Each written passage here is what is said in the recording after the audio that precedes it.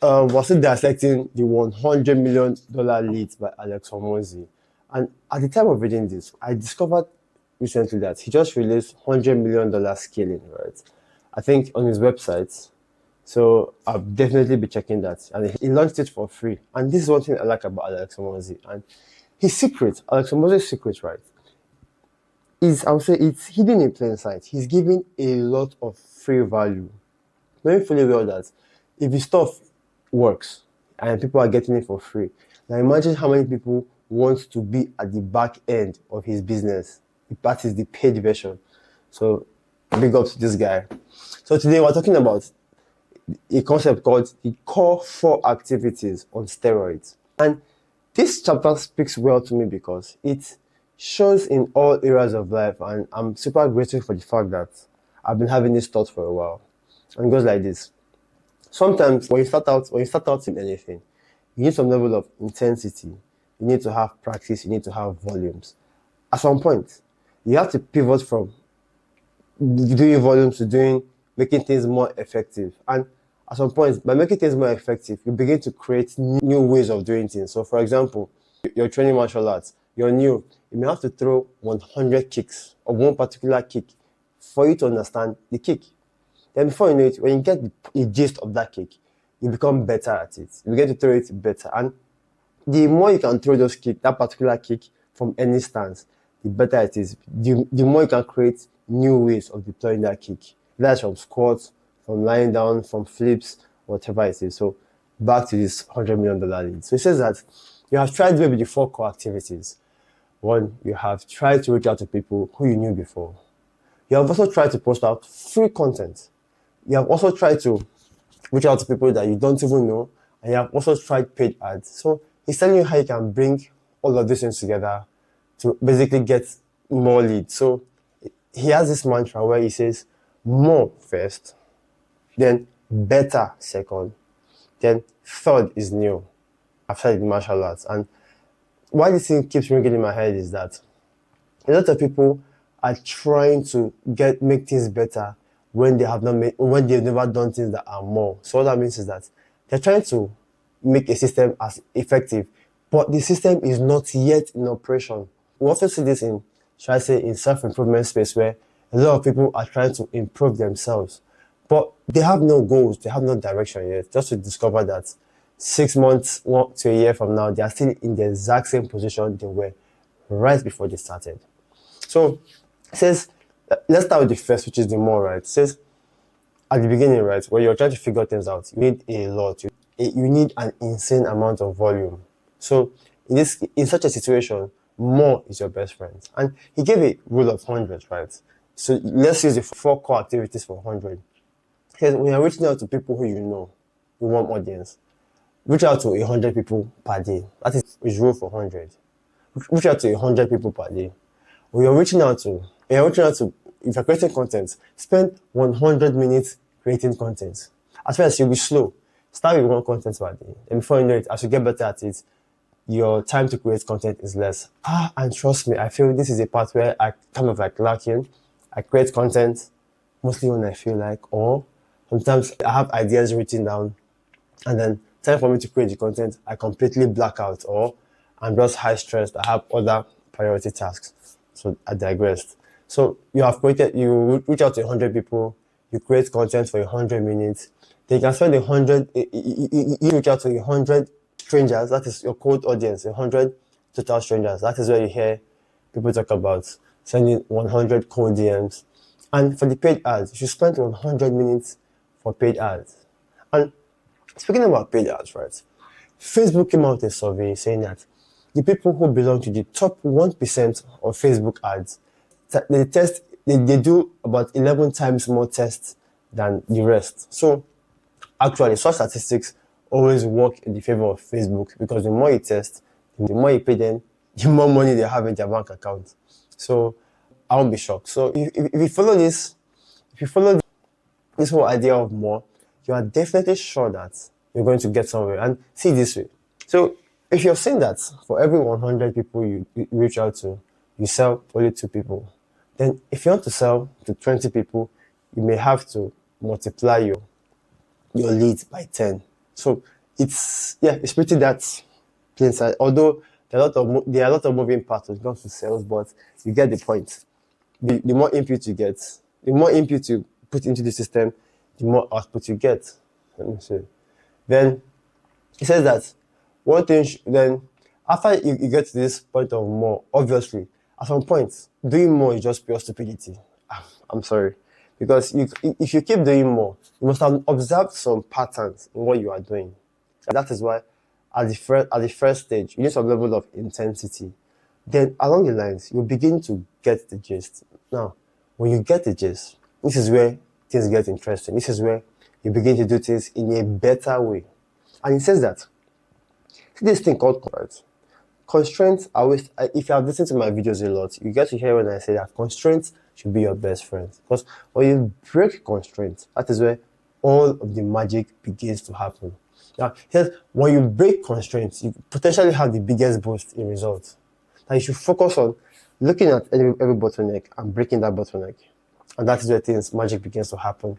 Then he says that when it comes to normal business, right, that a lot of people obsess about what is happening in the back end, but in most cases, and sometimes, it's what is happening in the front end. So what that means is that if you improve what is happening in the front end, in your content, in your script, in your, what do they call it, in your ads, in your call outs, all of these things will all amount to creating better leads. And he also brought up this whole idea of how he does his test.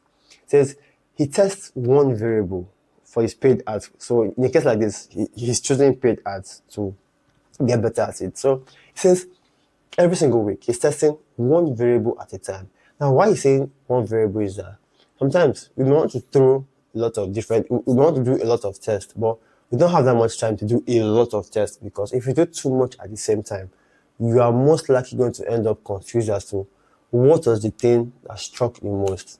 To be very frank, even the best guys who do ads do not actually know what the best formula is. You can only reverse engineer what people have done.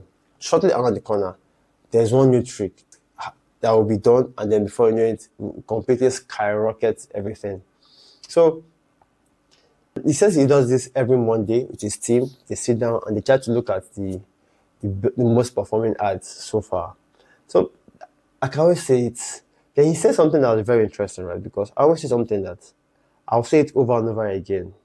Why? Because there's a particular book I like. No, there's a particular Japanese, Miyamoto Musashi. He says that if you discover the way, you see the way in every single thing. Because in life, everything is connected. And when you begin to see the pattern in everything, you begin to appreciate it. So the whole idea of this better is the moment you have done more and you have done better, what that means is that you have found patterns for things that work and things that don't work.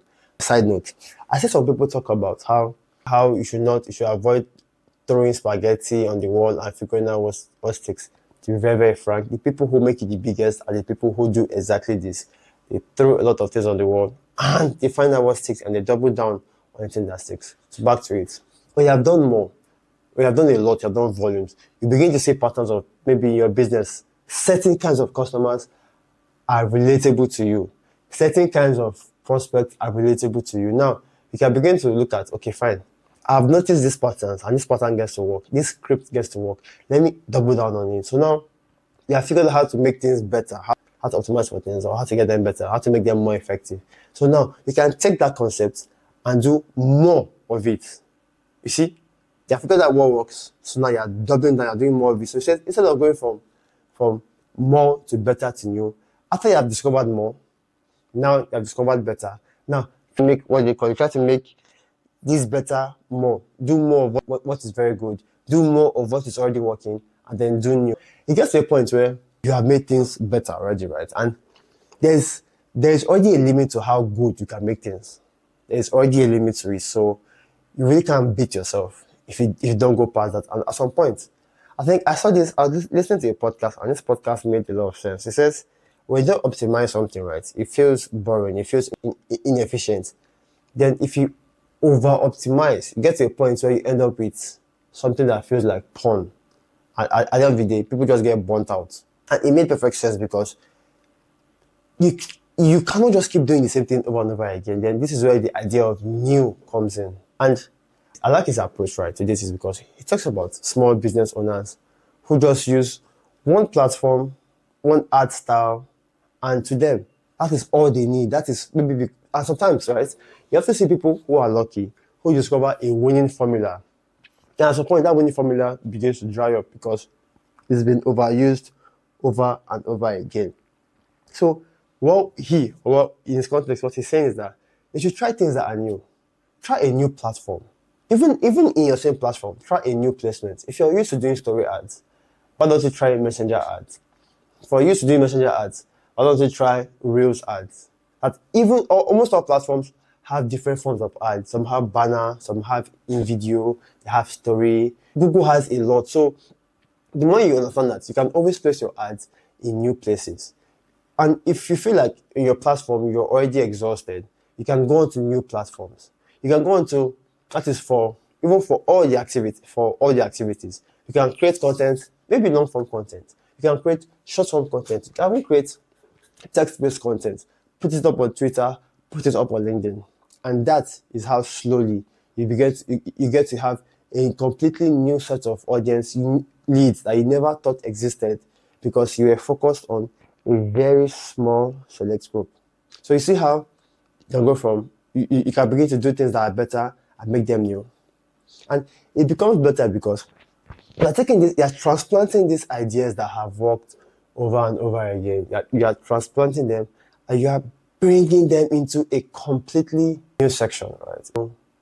A completely new section. You are bringing it into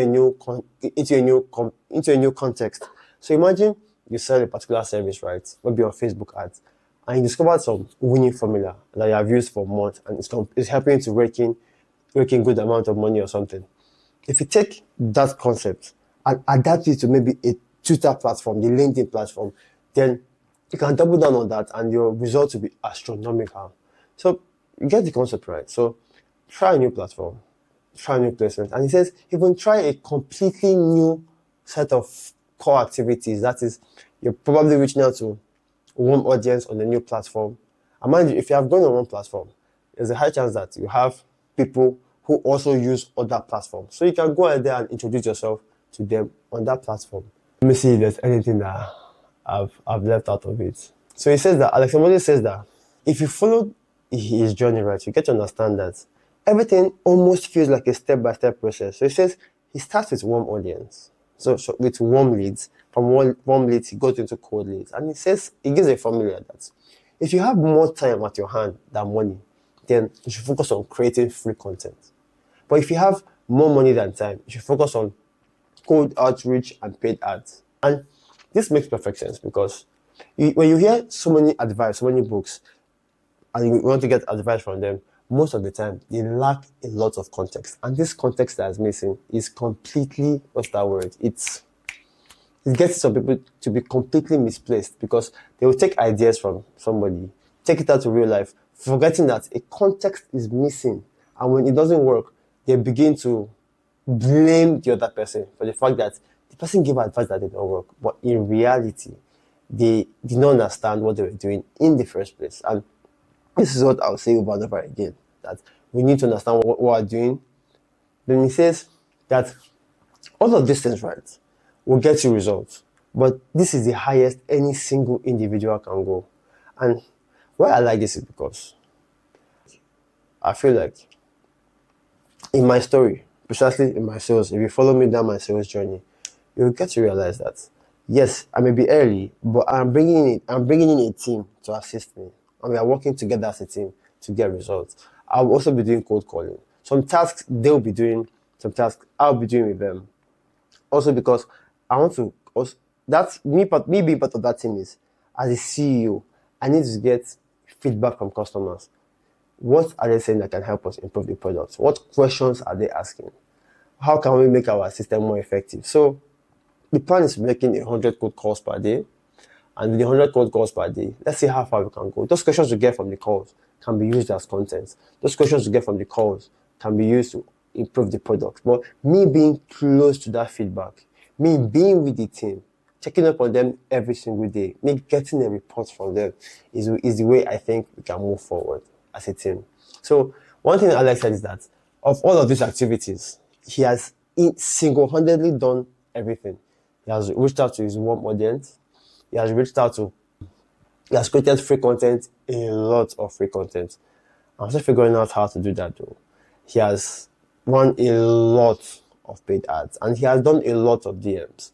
So I feel like this is somebody who actually understands what he's doing and he has done it by himself. Like people who are just consultants, they really have not done these things, but they know how to do it, and that's the beauty of it. To be very frank, I feel there's nothing bad in such a business because I've also wanted to be a consultant. But being a consultant is a very, very interesting business though, because more often than not, people already know the answers. More often than not, people's answers are always simple, but for some strange reasons, they tend to complicate the situation because I feel like when the brain does things that are simple, we don't get praise for it. When the brain does things that are complex, then there's a praise for it. Then we can sell it. Then we can profit off of it. Then we can stroke our ego. And I think, to be very frank, I have struggled with this thing because almost everything I have done the easy mode. And the real problem lies in me actually teaching other people or me even selling it. Because sometimes, even till this day, almost everything I learned to me sounds either I paid my time for it or I learned them, but I broke it down to become very simple. So when I'm trying to sell it, I'm like, who will buy this? It feels too pretty simple. But somebody who I met recently told me that nope, it's simple to me because I have put in that time. And to be very frank, I have offered a perspective and people want to buy my perspective. And even if you give it to them for free, they still will not value it. Because they feel like, oh, okay, it's free. On to the next. But when they spend their money to purchase that thing, right, they get to like the idea. And that is the whole idea of being a consultant. Being a consultant. And I remember one guy who I follow on X. He cracked a joke when somebody asked him, what does he do? He said he's into fraud. And I was like, why are you into fraud? And how are you into fraud? He says this, companies come to meet him for a problem. And then he asks them what the problem is. And he asks them what they think the solution is. Then he goes to his house. He creates a very big document on the solution they gave to him over the meeting. And then they pay him good money and that's it. So what I mean is that, whether I would like it or not, sometimes our answers are right there beside us. But there's this idea that when we pay somebody, it's not like we are not stupid. And I don't see it that way because some people know this, they have this secret, right? And they tend to take their customers to be idiots. Now, and then, but if you understand that sometimes people just want that, they want to know that at least they are paying for something that is valuable, that they are double checking their answers, right? So that is an approach, and that's the way I am seeing the consultancy business. So I'm not sure if I'll be a consultant, but I really just love it. But I think I would, or maybe a life coach. I've not yet figured it out. I don't know why I'm ever saying this on this video, but if you are here on this call, let me see. Is there any other thing, if you're here on this video rather, is there any other thing I'd like to talk about? Nope. I'll just keep reading this. Yeah, so you may have noticed that regarding this, I may have skipped a couple of days. But man, it's because it's been having a lot of things. So without any other thing to discuss about Alex Hormozi, I have to go and prepare for MMA training. Time is about 6:30. So I have about 30 minutes. Okay. The sun's coming out. Oh, about 30 minutes to prepare. Mind you, I've gotten some gears. I think from this week, we start doing things that are serious in terms of strikes, grapples. And I heard that everybody will be grappling this week. I think that, no, for this entire month, everybody will be grappling. So what that means is that something interesting is about to happen, and is what I think everybody should stay tuned for. It's becoming more interesting. And thank you very much for tuning in. Talk to you soon. And bye for now.